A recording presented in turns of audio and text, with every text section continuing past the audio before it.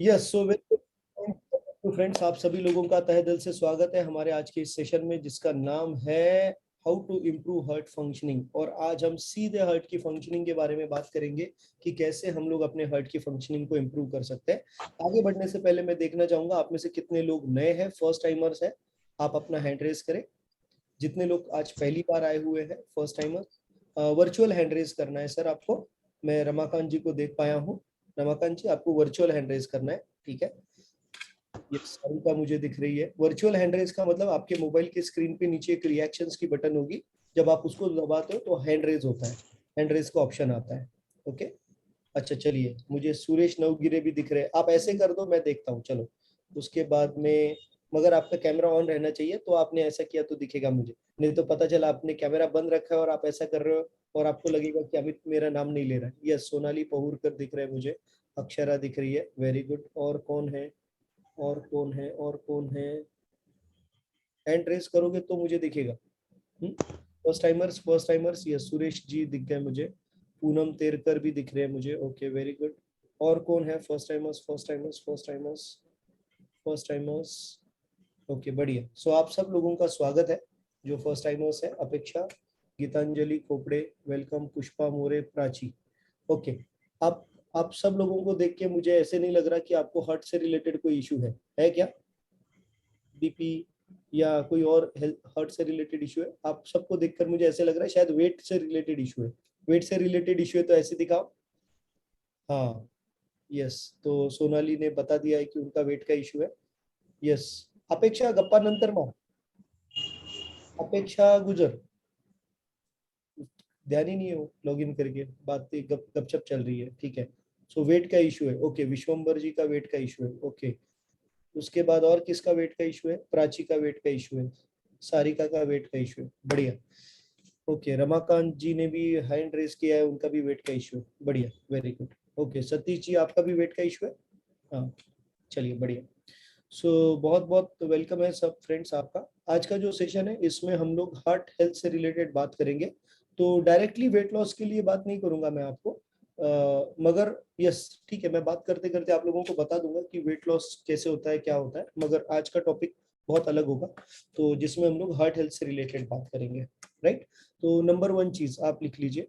Heart एक हमारा ऐसा ऑर्गन है, हार्ट एक हमारा ऐसा ऑर्गन है जो वो काम करता है, उससे डेली बेसिस के ऊपर जितनी एनर्जी मिलती है, बनती है, जितनी एनर्जी बनती है उस पर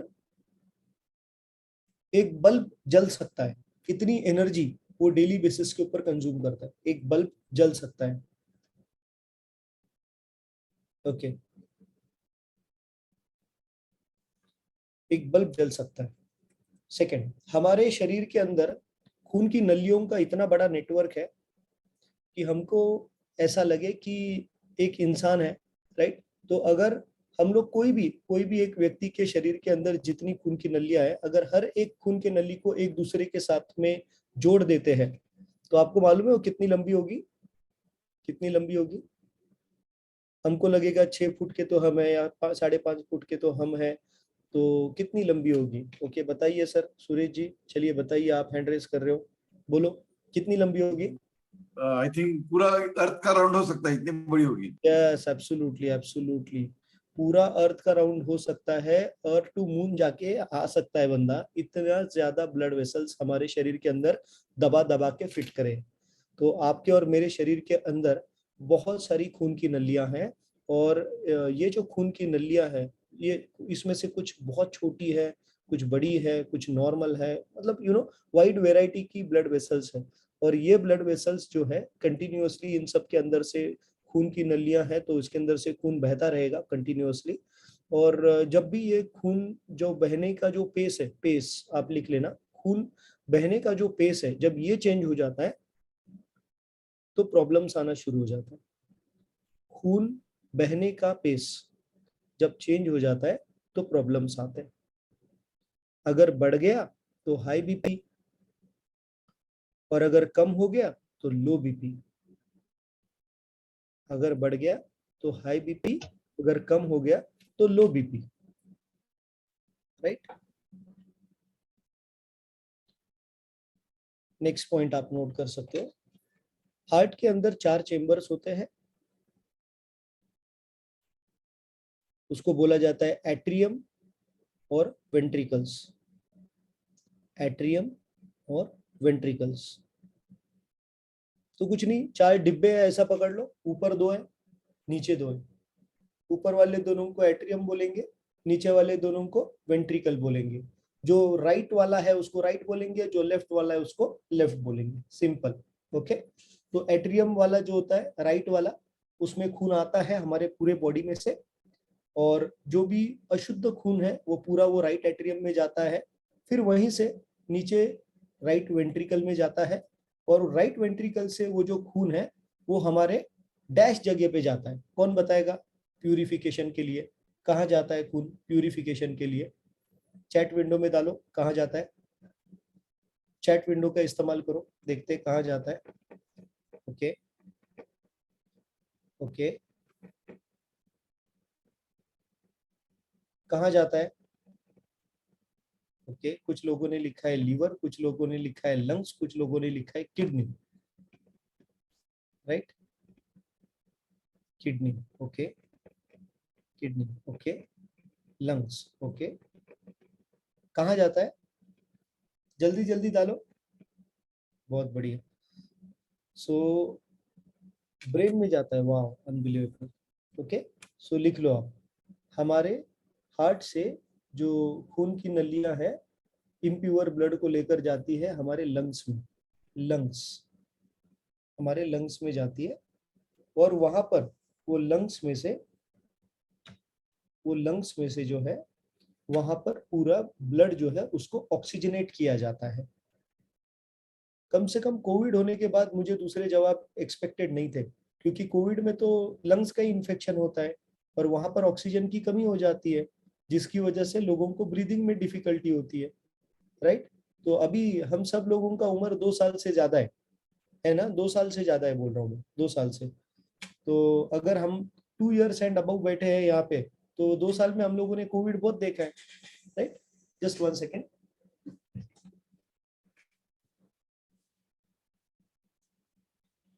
यस, सो 2 साल में हम लोगों ने कोविड बहुत देखा है, तो हमको इस चीज का अंदाजा हो जाना चाहिए।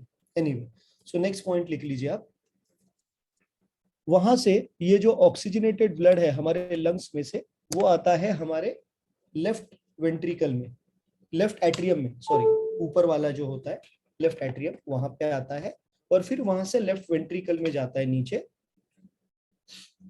ऊपर के दोनों एट्रियम, नीचे के दोनों वेंट्रिकल। अब ये जो नीचे वाला वेंट्रिकल होता है ये सबसे ज्यादा ताकतवर होता है। हमारे चारों भी हार्ट के जो चेंबर्स है, ये चारों चेंबर्स के अंदर सबसे ज्यादा ताकतवर जो है वो हार्ट का जो आखिरी चेंबर आता है जिसे लेफ्ट वेंट्रिकल बोला जाता है, वो सबसे ताकतवर होता है। क्यों ताकतवर होता है? लिख लीजिए। क्योंकि उसके फोर्स पे, उसके काम करने के फोर्स पे, उसके काम करने के फोर्स पे हमारे पूरे शरीर के अंदर खून फैलने का काम होगा। ओके, अभी हमारे हार्ट से जो खून की नली निकलती है वो सबसे पहले नीचे नहीं जाती, वो सबसे पहले ऊपर जाती है ब्रेन की तरफ। राइट, ऐसा क्यों? क्योंकि अगर नीचे जाएगी तो फिर नीचे से गुरुत्वाकर्षण शक्ति से अगेन ऊपर आना मुश्किल हो जाएगा। तो इसीलिए हार्ट को अपनी पूरी कैपेसिटी के साथ उस लेफ्ट वेंट्रिकल को पंप करना पड़ता है। Thank you. उस लेफ्ट वेंट्रिकल को पंप करना पड़ता है ताकि वो खून नीचे से ऊपर आए, हमारे ब्रेन में भी हर जगह पे जाए, और बाकी भी हमारे पूरे शरीर के अंदर फैले। और सिर्फ फैले नहीं, तो हर सेल को वो खून पहुंचना चाहिए और वहां से वो वापस भी आना चाहिए, वापस भी आना चाहिए। तो नेक्स्ट पॉइंट लिख लीजिए। अब जब खून नीचे जाता है हमारे शरीर में, पैरों की तरफ जाता है, तो गुरुत्वाकर्षण शक्ति के अगेंस्ट है ना, खून ऊपर कैसे आएगा? फिर खून ऊपर कैसे आएगा? वो तो गुरुत्वाकर्षण शक्ति के अगेंस्ट है। एम आई राइट? सही बोल रहा हूं ना? राइट। तो फिर खून नीचे से ऊपर कैसे आता है? कौन बताएगा मुझे? खून नीचे से ऊपर कैसे आता है? कौन बताएगा? हैंड रेज करना, आपका वर्चुअल हैंड रेज करना। फिर खून नीचे से ऊपर कैसे आता है? एक तो है कि यस हार्ट की पंपिंग है, और दूसरा क्या हो सकता है? और दूसरा क्या हो सकता है हार्ट की पंपिंग को छोड़ के? देखो कितनी बेसिक सी चीज है, हम जिस शरीर के अंदर रह रहे हैं, हम में से किसी की उम्र 20 साल है, किसी की 30 साल है, किसी की 50 साल है, किसी की 70 साल है, किसी की 80 साल है, मगर हमको बेसिक भी क्लियर नहीं है अभी। खून नीचे से ऊपर क्यों आता है? नहीं, चलिए मैं बताता हूं आपको। खून नीचे से ऊपर इसलिए आता है क्योंकि हमारे पैरों में काफ मसल्स है, जिसे सेकेंड हार्ट बोला जाता है। सेकेंड हार्ट, काफ मसल्स। और ये काफ मसल्स हमारे खून की नलियों को इस तरीके से कॉन्ट्रैक्ट करने के लिए हेल्प करते हैं ताकि जो खून की नलियों में से खून जो नीचे गया है पैर की तरफ, वो रिवर्स होके ऊपर आए। तो नंबर 1 पॉइंट, जो लोग चलते नहीं है, आपका काफ मसल मजबूत होगा क्या अगर आप चलोगे नहीं तो? तो अगर हम चाहते हैं कि आपके मेरे शरीर के अंदर खून की नलियां सही तरीके से काम करें और ब्लड सर्कुलेशन ठीक से रहे, तो क्या आपको मुझे हम सबको चलना पड़ेगा? क्योंकि अगर चलेंगे तो काफ मसल हमारा अच्छे तरीके से काम करेगा, और क्योंकि काफ मसल अच्छे तरीके से काम करेगा तो पूरे शरीर में ब्लड सर्कुलेशन अच्छा रहेगा। Is that okay with all of you? Right? So number 1। अब होता क्या है, हमारे शरीर के अंदर जो ब्लड प्रेशर है, अभी ब्लड प्रेशर किसको है यहाँ पर? तो नोट कर लो, आप सबको और मुझे भी ब्लड प्रेशर है, सबको है, क्योंकि वो तो नॉर्मल है। प्रेशर तो रहना नॉर्मल है, बिना प्रेशर के खून हमारे बॉडी में मूव नहीं करेगा। मगर जब ये प्रेशर कम हो जाता है तब इसको लो ब्लड प्रेशर बोलते हैं, और जब यही प्रेशर हाई हो जाता है तो उसको हाई ब्लड प्रेशर बोला जाता है। तो ये प्रेशर गिना कहां पर जाता है? गिना कहां पर जाता है? तो हमारे हार्ट से जो ब्लड वेसल निकलती है वो वेंट्रिकल में से, उसके ऊपर जो आने वाला फोर्स है जब खून बाहर निकल रहा है, उस फोर्स को एक्चुअल में बोला जाता है ब्लड प्रेशर। ये अगर ज्यादा होगा तो अब एक आपको सोचना है, एक एग्जांपल के तौर पे मान लीजिए ये खून की नली है। ओके, मान लीजिए ये खून की नली है और ये खून की नली में से खून जा रहा है।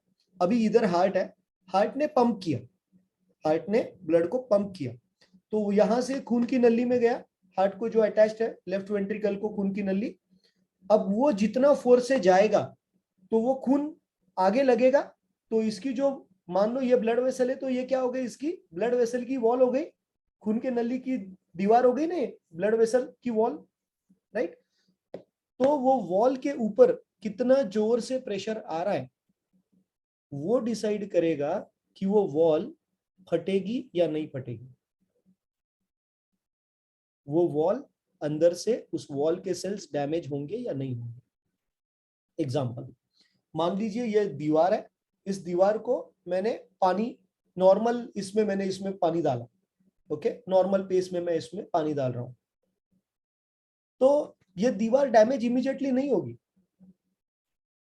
राइट?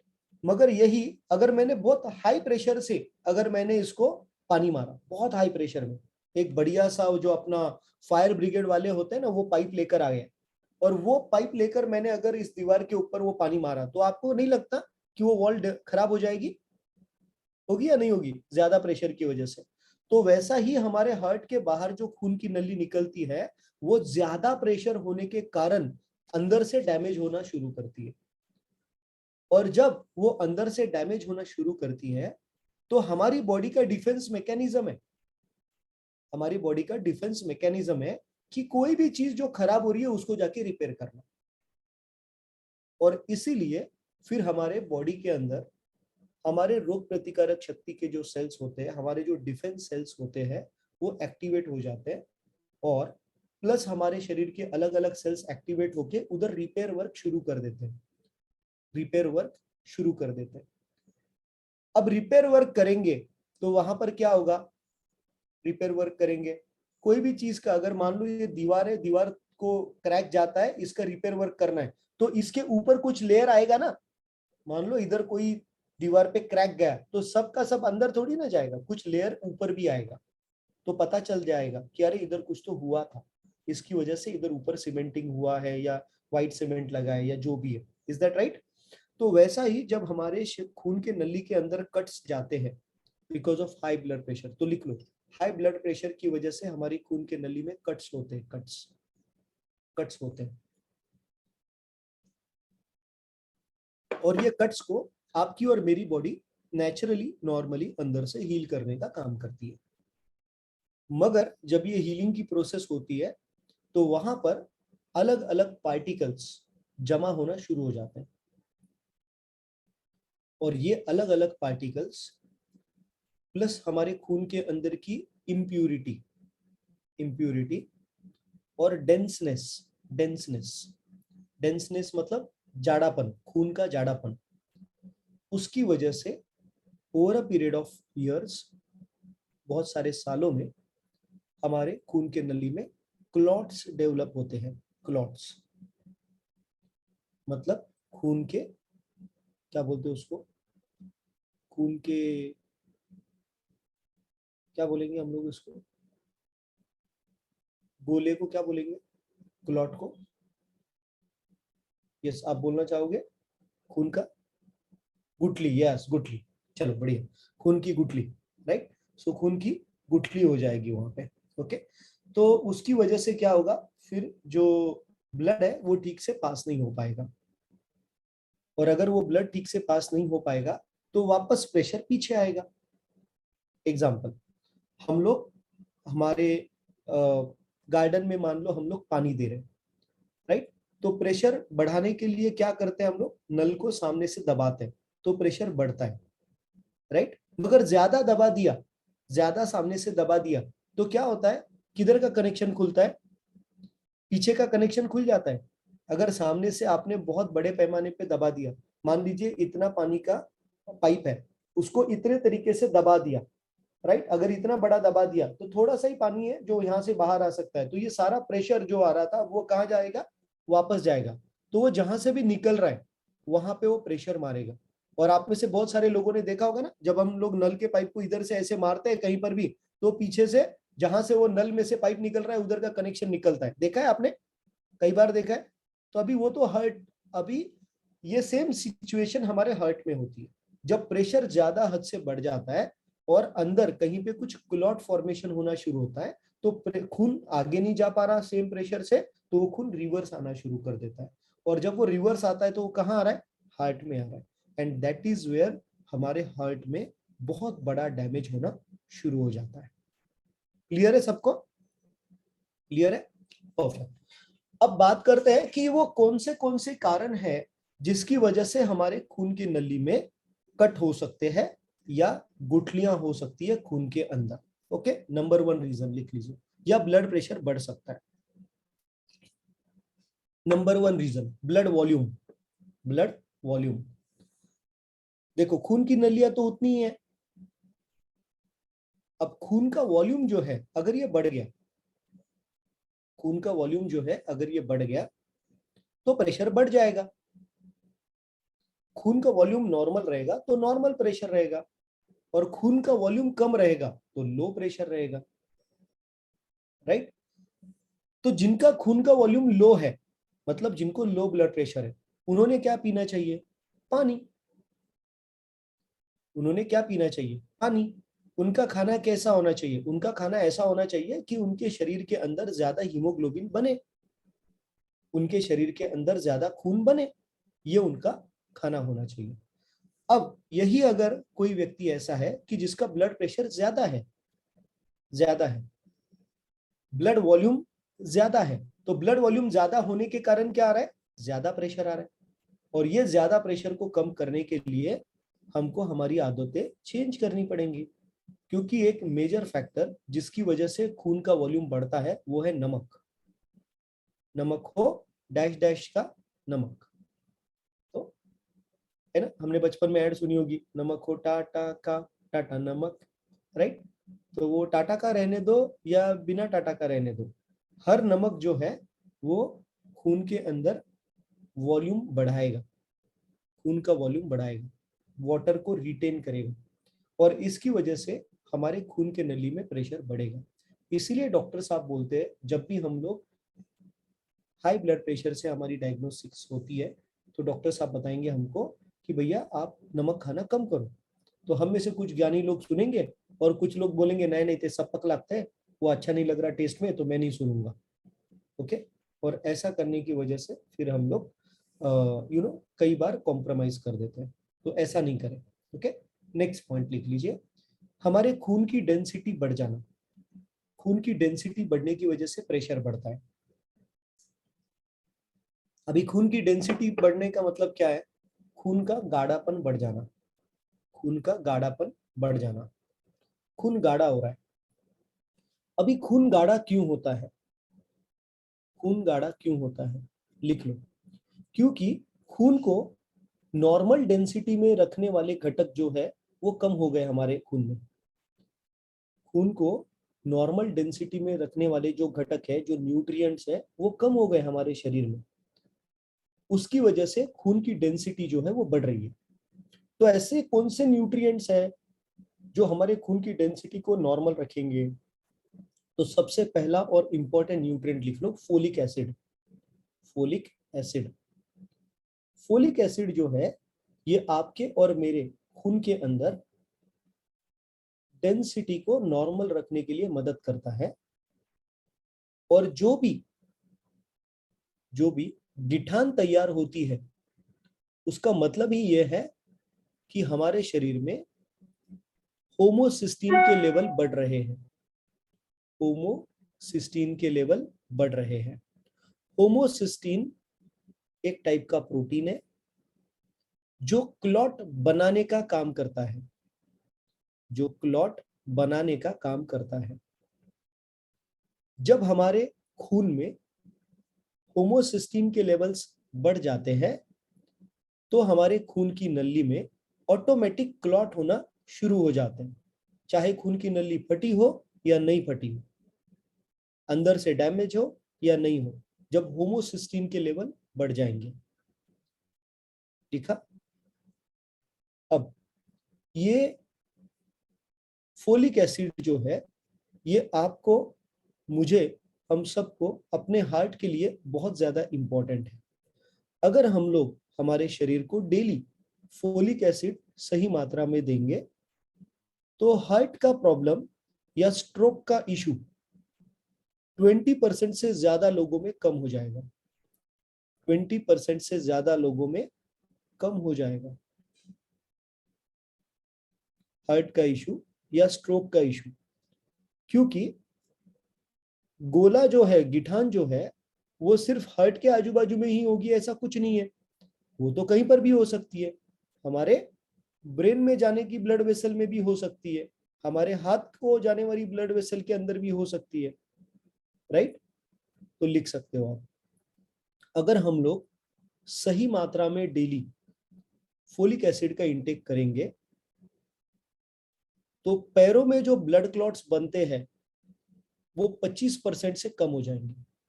पैरों में जो ब्लड क्लॉट्स बनते हैं वो 25% से कम हो जाएंगे। Can you imagine? 25% is a very big number. Plus हमारी आर्टरीज जो है, आर्टरीज वो कड़क हो जाती है, आर्टरी कड़क हो जाती है, हार्ड हो जाती है।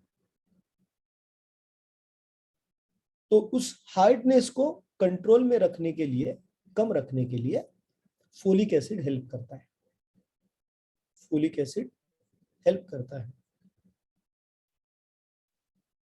राइट, बड़ी। अब फोलिक एसिड तो आपके और मेरे शरीर में हर रोज जाना चाहिए, हर रोज, क्योंकि अगर ये कम गिरेगा तो प्रॉब्लम बढ़ जाएगी। राइट, फोलिक एसिड अलग अलग विटामिन बी कॉम्प्लेक्स के साथ मिलके, आप नोट करना, अलग अलग विटामिन बी कॉम्प्लेक्स के सेल्स के साथ मिलके गिठान होने से बचाता है, स्पेशली B6 और विटामिन B12। B6 और विटामिन B12, राइट।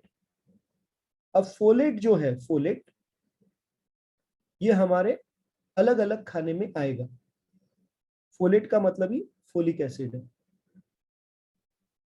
फोलेट का मतलब ही फोलिक एसिड है।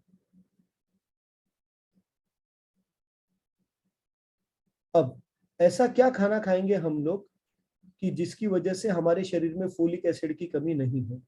Number 1, dark green leafy vegetables. Second, dried beans and peas, legumes जिसको बोलते हैं हम लोग। Citrus fruits and juices. और बहुत सारे ऐसे खाना हमको मार्केट में मिलेगा। मान लीजिए आप पास्ता लेकर आते हो, या राइस लेकर आते हो, या ग्रेन्स बाहर से लेकर आते हो, तो उसके ऊपर लिखा होता है fortified with folic acid, fortified with folic acid. इसका मतलब क्या हो गया फ्रेंड्स? इसका मतलब हो गया कि उस खाने के अंदर फोलिक एसिड एडिशनली ऐड किया गया है। अब फोलिक एसिड ऐड करने की नौबत क्यों गिरी? क्यों गिरी? क्योंकि हमारे खाने में उतनी मात्रा में फोलिक एसिड नहीं जा रहा। अगर मेरे और आपके खाने में डेली बेसिस पे फोलिक एसिड जाएगा, विटामिन बी कॉम्प्लेक्स जाएगा, तो ये प्रॉब्लम आएगी नहीं। समझ में आ रहा है आपको? तो एक सिंपल तरीका जिससे आप और मैं हार्ट के इश्यूज से बच सकते हैं, वो है डेली सेवन करना ऐसी चीजों का जिसके अंदर से फोलिक एसिड और विटामिन B6 और विटामिन B12 हमारे शरीर को मिलेंगे। ओके, मैं आपको इसका बहुत आसान सॉल्यूशन बाद में बताने वाला हूं, नॉट टू वरी। आप नोट कर सकते हो अभी भी। फॉर्मूला 2 में विटामिन B2 B6 भी है और B12 भी है। फॉर्मूला 2 में जो सुबह का नाश्ता हम आपको बताते हैं लेने के लिए, उसके अंदर भी folic acid, vitamin B6, vitamin B12 है। ओके, मगर ये हार्ट के लिए नहीं बनाए गए। ये हमारे शरीर में थोड़ी बहुत जो कमी है हमारे डेली डाइट के अंदर की, वो भरने के लिए बनाए गए हैं। ओके, तो हमें कुछ ऐसा स्पेशल भी लेना जरूरी है जो हमारे हार्ट को पूरी तरीके से जितनी क्वांटिटी में चाहिए उतनी क्वांटिटी में folic acid, vitamin B6, vitamin B12 देगा। मगर क्या सिर्फ folic acid, vitamin B6, vitamin B12 ही काम के? तो जवाब है नहीं, और भी कुछ चीजें हैं जो आपके और मेरे शरीर को लगेंगी। नंबर 2 लिख लीजिए। तो ये हो गया फोलिक एसिड के लिए। नंबर 2 लिख लीजिए, जो चीज आपके और मेरे शरीर को चाहिए, दैट इज, लिख लीजिएगा, L arginine. L arginine, L arginine. आप में से कुछ लोग सुन रहे हो, लिख नहीं रहे। मैं आपको बता दूं, मैं आपको आधे मिनट के बाद में भी अगर कुछ पूछूंगा तो भी आप भूल जाओगे। ओके, तो प्लीज ऐसे नहीं करो। आपको इतनी अच्छी वैल्यूएबल इंफॉर्मेशन मिल रही है, आप नोट कर लो। और मेजर लोग लिख रहे हैं, so thank you for that. Okay, L arginine. अब ये एल आर्जिनिन क्या है, लिख लो। एल आर्जिनिन एक अमाइनो एसिड है। एक अमाइनो एसिड है, मतलब एक प्रोटीन की टाइप है, जो हमारे शरीर के जाने के बाद में एक गैस है उसे बनाता है। उस गैस को बोला जाता है नाइट्रिक ऑक्साइड। उस गैस को बोला जाता है नाइट्रिक ऑक्साइड। तो एल आर्जिनिन जब आपके और मेरे शरीर के अंदर जाएगा तो हमारी बॉडी नाइट्रिक ऑक्साइड का गैस बनाएगी। अब नॉर्मल कंडीशन में आपकी और मेरी बॉडी नाइट्रिक ऑक्साइड का गैस बनाती है क्या? तो लिख लो, जवाब है हाँ। जवाब है हाँ। मगर नॉर्मल कंडीशन में जैसे जैसे आपका और मेरा एज बढ़ता जाएगा, एज बढ़ता जाएगा, तो हमारे खून में या हमारी खून की नली जो नाइट्रिक ऑक्साइड का गैस बनाती है, वो प्रपोर्शन कम होता जाएगा, उसका क्वांटिटी कम होता जाएगा। एग्जाम्पल, जब हम 20 साल के हैं, जब हम 30 साल के हैं, तो हमारे शरीर में लगभग 98 to 100% नाइट्रिक ऑक्साइड बनेगा। 98 to 100% जितना बना सकते हैं उतना पूरा बनेगा। मगर जब हम लोग तकरीबन 30 साल के हो जाते, 30 इयर्स को क्रॉस कर देते हैं, तो हमारे बॉडी में नाइट्रिक ऑक्साइड का प्रोडक्शन 85% पे नीचे आता है। 85%, मतलब 15% कम हो गया। आपको जानकर हैरानी होगी साहब, और ये आप कोरिलेट भी कर पाओगे, मेजर लोगों को हार्ट के इश्यूज 40 साल या उसके बाद में आना शुरू होते हैं, 40 इयर्स एंड अबव। तो नाइट्रिक ऑक्साइड का प्रोडक्शन जब हम लोग 40 साल के हो जाते हैं, तो हमारे शरीर में इसका प्रोडक्शन कम होके 50% तक आ जाता है, 50% तक। और ये नाइट्रिक ऑक्साइड कर क्या रहा है? ये आपके और मेरे खून के नली का व्यास मेंटेन कर रहा था, खून के नली का व्यास मेंटेन कर रहा था, डायमीटर मेंटेन कर रहा था। अब अगर इसकी कमी हो गई तो डायमीटर मेंटेन हो पाएगा क्या? नहीं। तो डायमीटर क्या होगा? कम होगा, व्यास जो है वो कम होगा खून की नली का, अगर नाइट्रिक ऑक्साइड सही से नहीं मिलेगा तो। और इसकी वजह से खून तो उतना ही है, मगर क्योंकि वो डायमीटर कम हो गया तो प्रेशर बढ़ेगा हमारे बॉडी में, और वो प्रेशर बढ़ने की वजह से कहीं ना कहीं हमें बहुत मेजर इशू हार्ट से रिलेटेड या स्ट्रोक से रिलेटेड या हमारी खून की नलियां फटने की वजह से आ सकता है। जैसे जैसे हमारी उम्र बढ़ती है, आपको हैरानी होगी साहब, जब आप 50 साल के हो जाओगे, जब मैं 50 साल का हो जाऊंगा, तो हमारे शरीर के अंदर नाइट्रिक ऑक्साइड की प्रोडक्शन सिर्फ 35% पे आ जाती है। और जब हम लोग 60 साल के ऊपर चले जाते हैं, तब आपने नोट किया होगा कि बहुत सारे लोगों को बीपी शुरू हो ही जाता है, मतलब मोर देन 90% लोगों को हाई ब्लड प्रेशर की प्रॉब्लम शुरू हो जाती है, राइट? तो ऐसा क्यों हो रहा है? बिकॉज अब उनके शरीर के अंदर नाइट्रिक ऑक्साइड की जो गैस है वो सिर्फ 15% बन रही है, ओनली 15%। तो जो व्यास, जो डायमीटर खून की नली का होना चाहिए, वो धीरे धीरे कम होते जा रहा है। प्लस नाइट्रिक ऑक्साइड का गैस क्या करता है? नाइट्रिक ऑक्साइड का गैस हमारे शरीर के अंदर, हमारी खून की नली में जो भी सेल्स डैमेज हुए हैं, एंडोथेलियल सेल्स जो भी डैमेज हुए हैं, उनको हील करने का काम करता है, हील करने का, उनको अंदर से उनका रिपेयर वर्क करने का काम करता है। मगर प्रॉब्लम ये कि जब उसकी प्रोडक्शन कम हो जाएगी, तो आप मुझे बताओ कि क्या वो हमारे खून की नलियों को ठीक से हील कर पाएगा? नहीं कर पाएगा। तो इसीलिए हमें ऐसा खाना खाना बहुत जरूरी है जो हमारे शरीर के अंदर एल आर्जिनिन को बनाएगा, या सॉरी, वो हमारे शरीर को नाइट्रिक ऑक्साइड बनाएगा। ओके। अब यूजुअली क्या होता है, ये डेयरी जो प्रोडक्ट्स है, डेयरी के जो प्रोडक्ट्स है, इसके अंदर एल आर्जिनिन होता है, इसके अंदर एल आर्जिनिन होता है।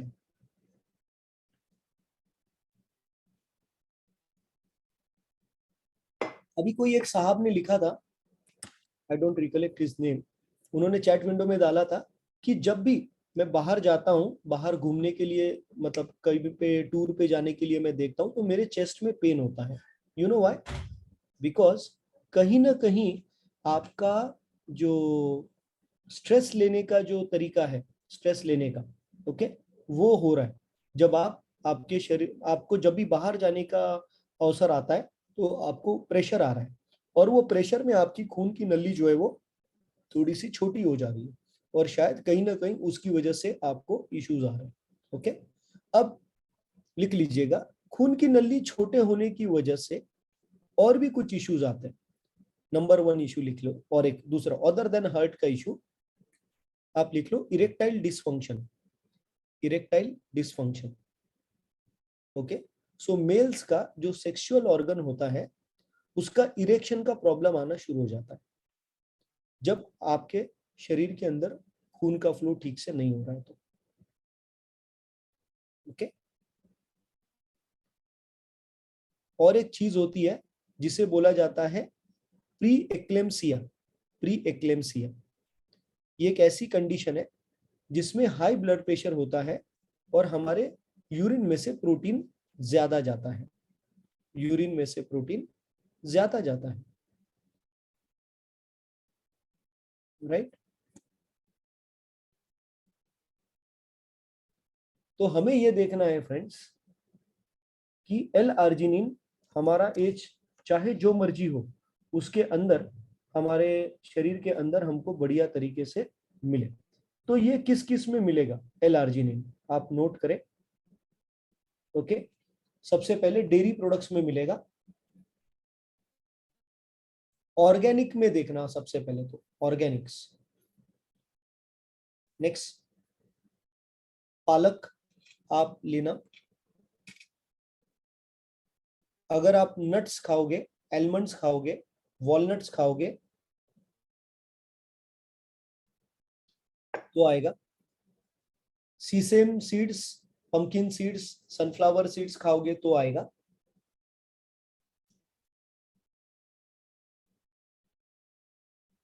ओके, अगर आप फिशेस खाओगे, फिशेस में हमेशा याद रखना हमको कोल्ड ब्लडेड फिश खानी है, कोल्ड ब्लडेड फिशेस। एग्स खाओगे तो भी आएगा,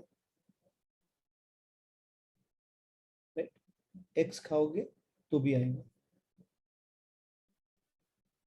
तो ये चीजें हमको खानी इंपॉर्टेंट है जो डेली बेसिस पे है।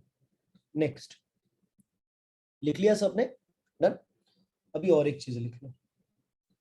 Next point, taurine, TAURINE।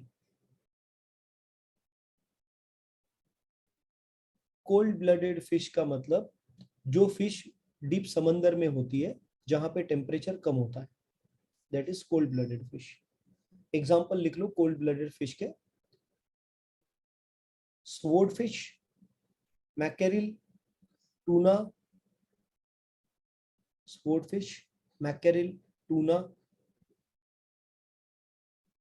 ये कोल्ड ब्लडेड फिशेस है। ओके, नेक्स्ट, तो हमारे घर के बाजू में जो मिलती है वो फिश कैसी होगी? लिख लो, वो फिश मेजर चांस है मर्क्यूरी से भरपूर होगी। और मर्क्यूरी क्या है? मर्क्यूरी क्या है? एक टॉक्सिक केमिकल है जो हमारे बॉडी को बिल्कुल नहीं चाहिए। तो इसलिए आप कभी भी कोई भी फिश खाते हो तो भले थोड़ी महंगी गिरे चलेगा, मगर आप डीप सी फिश ही इस्तेमाल करें, डीप सी फिश।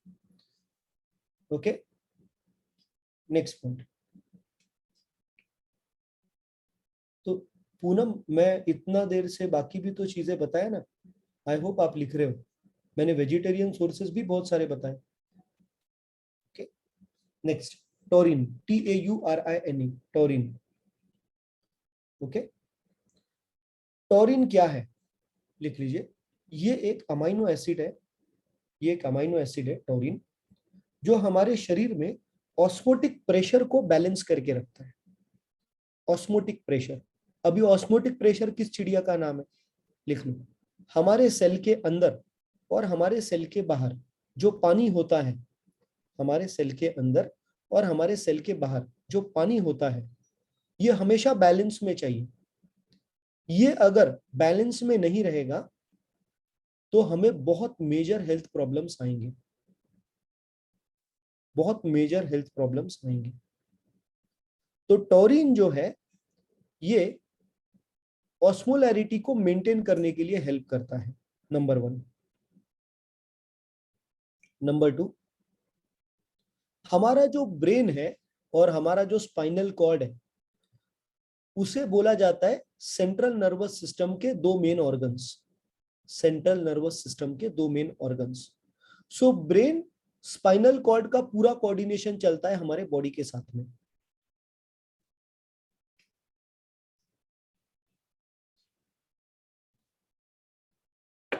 सो ब्रेन, स्पाइनल कॉर्ड का पूरा कोऑर्डिनेशन चलता है हमारे बॉडी को सही तरीके से काम कराने में। तो ये ब्रेन और स्पाइनल कॉर्ड को जो न्यूरॉन्स इसके अंदर जो होते हैं, न्यूरॉन्स, ओके, वो न्यूरॉन्स की फंक्शनिंग नॉर्मल रहने के लिए टॉरिन का इस्तेमाल होता है। टॉरिन, TAURINE, टॉरिन एक ऐसा अमाइनो एसिड है, एक ऐसा प्रोटीन है जो हमारे शरीर में, हार्ट में सबसे ज्यादा पाया जाता है,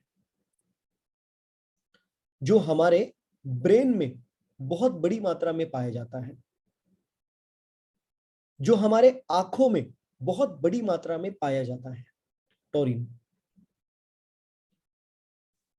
हम लोग जो भी अभी देख पा रहे, ओके, वो इसलिए देख पा रहे क्योंकि हमारे रेटिना में जब हम लोग कोई इमेज को देखते हैं तो हमारे रेटिना में कुछ सेल्स होते हैं, गैंग्लियन सेल्स बोल के, ओके, रेटिना में गैंग्लियन सेल्स होते हैं। तो ये जो गैंग्लियन सेल्स होते हैं वहां पे फोटो रिसेप्टर्स भी होते हैं। तो आप और मैं जो भी देख रहे हैं उसकी जो इमेज आपको और मुझे समझ में आ रही है ना ब्रेन में, ओके, अभी आप और मैं एक दूसरे को देख रहे हैं, तो जो इमेज बनती है हमारे ब्रेन के अंदर, ओके, वहां पर भी टॉरिन का बहुत बड़ा रोल है। समझ आ रहा है? तो फोटो रिसेप्टर्स की नॉर्मल फंक्शनिंग में भी टॉरिन मदद करता है। और मैंने जैसे पहला पॉइंट बताया, हार्ट की फंक्शनिंग में, मतलब हार्ट में सबसे ज्यादा टॉरिन पाया जाता है, राइट, न्यूरॉन्स में पाया जाता है। अगर टॉरिन हमारे शरीर में कम हो गया तो लिख लो, हमारे हार्ट के सेल्स मर जाएंगे, हमारे हार्ट के सेल्स कमजोर हो जाएंगे, मर जाएंगे। और हार्ट के सेल्स मरे तो हम जिंदा रहेंगे, राइट, मुश्किल है। नेक्स्ट, रीनल डिसफंक्शन होना। रीनल डिसफंक्शन मतलब क्या? किडनी की फंक्शनिंग खराब होना। क्यों? Because of lack of taurine, kidney की फंक्शनिंग भी कम हो जाती है, लैक ऑफ टोरिन, लिख लीजिए। रेटिनल न्यूरॉन्स को डैमेज होना because of lack of taurine, तो दिखने के लिए प्रॉब्लम आएगी, राइट। और एक चीज लिख लीजिए, डायबिटीज एंड टोरिन एक बहुत इंपॉर्टेंट रोल है, ओके। टोरिन हमारे जो पैनक्रिया है उसके अंदर जो बीटा सेल्स होते हैं जो इंसुलिन बनाने का काम करते हैं, अगर टोरिन की कमी होगी तो ये बीटा सेल्स का फंक्शन कम हो जाएगा। और बीटा सेल्स का फंक्शन क्या है? इंसुलिन को बनाना। मतलब टोरिन की कमी होगी तो डायबिटीज भी होने का चांस है। समझे?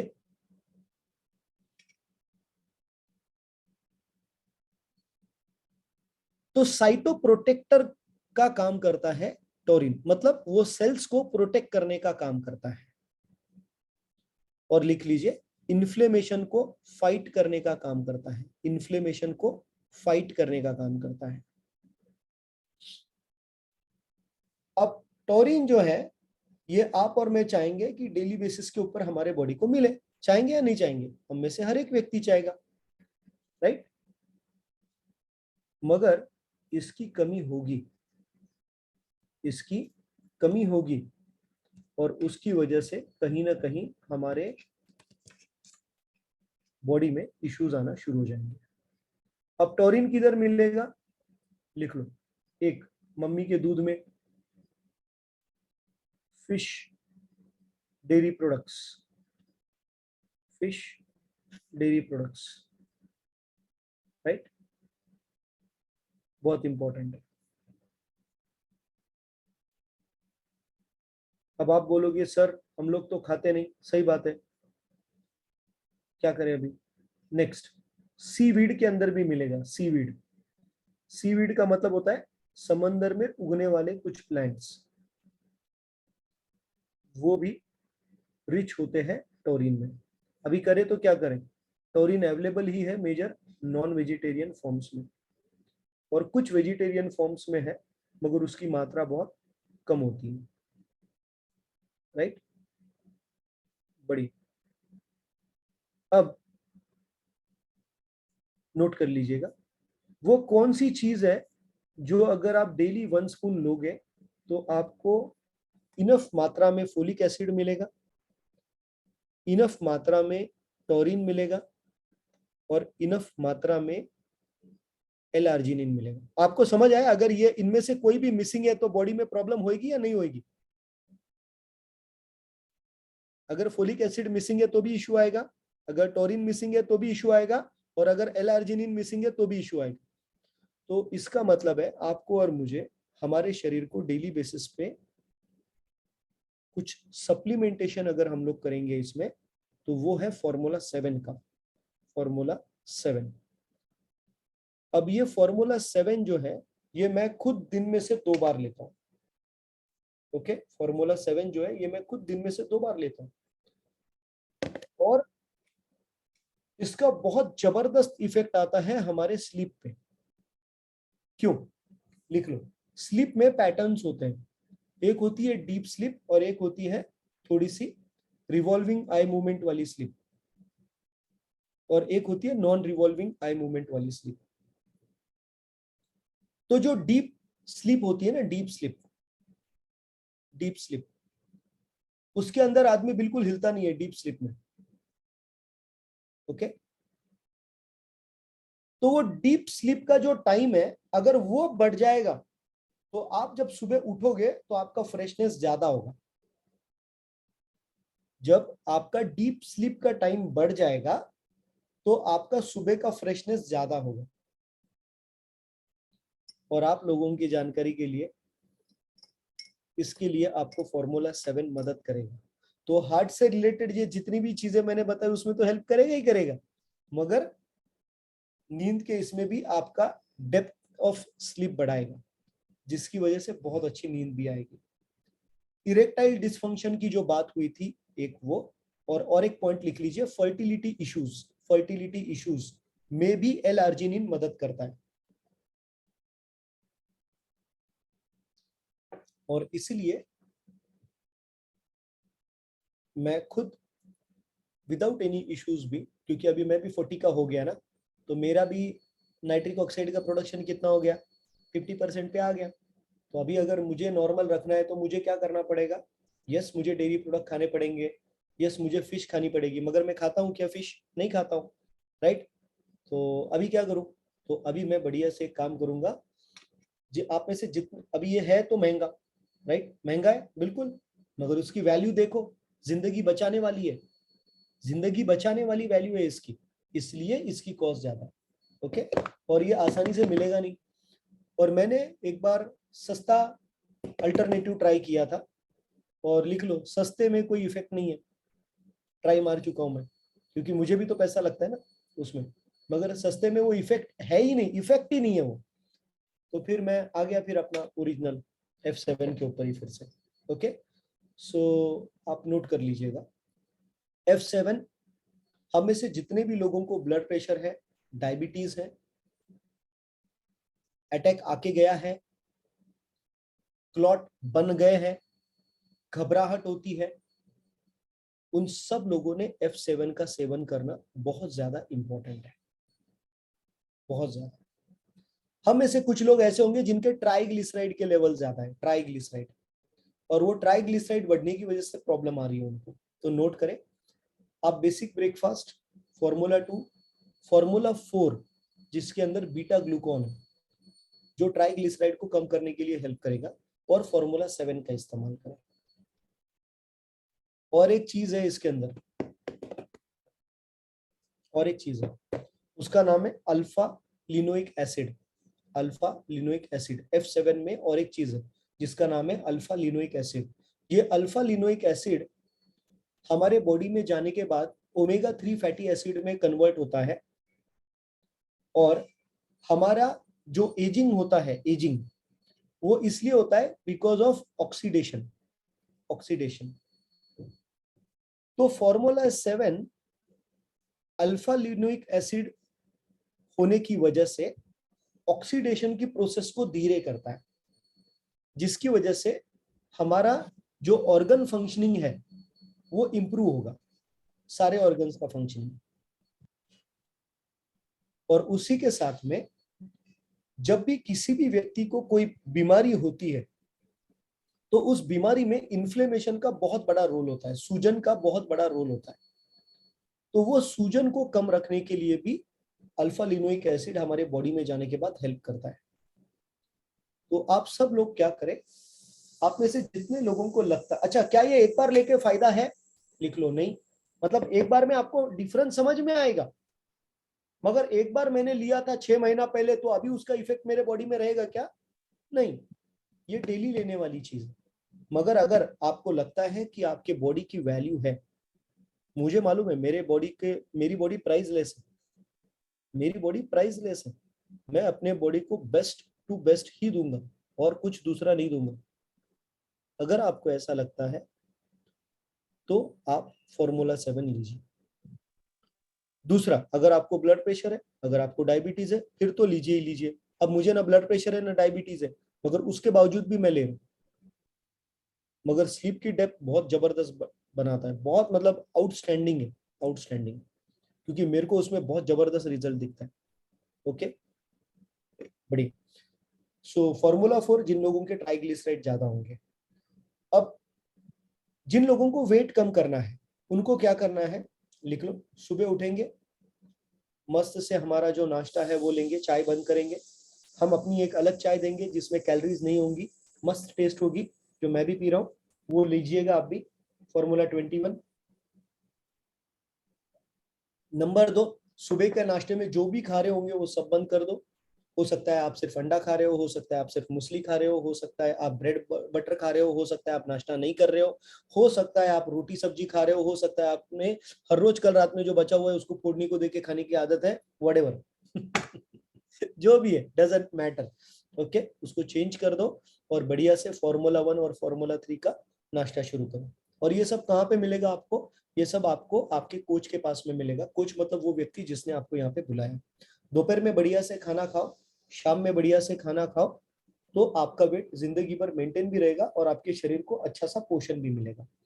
मगर वेट कम करना है तो सुबह ये जो नाश्ता मैंने आपको बताया, ये सेम नाश्ता आप रात में भी रिपीट करो। और रात में खाने की बजाय लेना है, खाने के साथ नहीं लेना है। कुछ लोग पूछते हैं इसको खाने के साथ लेने का क्या? उसको खाने के साथ नहीं लेने का, ये खुद ही एक खाना है। फॉर्मूला 1 और फॉर्मूला 3 का कॉम्बिनेशन ये खुद ही एक खाना है। तो आप इसको लीजिएगा ताकि आपके हेल्थ में बहुत बढ़िया डिफरेंस आए। मेरा नाम अमित कुलकर्णी है, सॉरी मैंने शुरुआत में बताया नहीं। और मैंने खुद अपना 24+ केजी से वेट कम किया है। मुझे खुद को बहुत ज्यादा घबराहट का इशू था। और जब से, मतलब जब से मैंने ओके, थैंक यू। और जब से मैंने ये स्टार्ट किया है friends, basic breakfast, formula 2, formula 6, formula 7, मेरी जिंदगी में बहुत बहुत बहुत बड़े पेन, व्हाट डू यू से, बहुत बड़े परसेंटेज में बहुत बड़ा पॉजिटिव डिफरेंस आया है। और एक चीज, आखिरी चीज मैं आपको बताना चाहूंगा, हमारे सारे न्यूट्रिशंस की कॉस्ट बढ़ गई है कल से। ओके, कल से हमारे सारे न्यूट्रिशंस की कॉस्ट बढ़ रही है। आप आपके कोच के साथ में बात करें। Money saved is money earn, इस चीज को याद रखें। और आप क्या कर सकते हो, आप आपका खुद को जो लगने वाले न्यूट्रिशन से आपको खुद के लिए, आपके फैमिली के लिए, जैसे नाइट वर्क जैसी चीजें, ये 3-4 आप एक साथ में ही मंगा सकते हो, ताकि आपका पैसा बहुत अच्छे तरीके से बचे।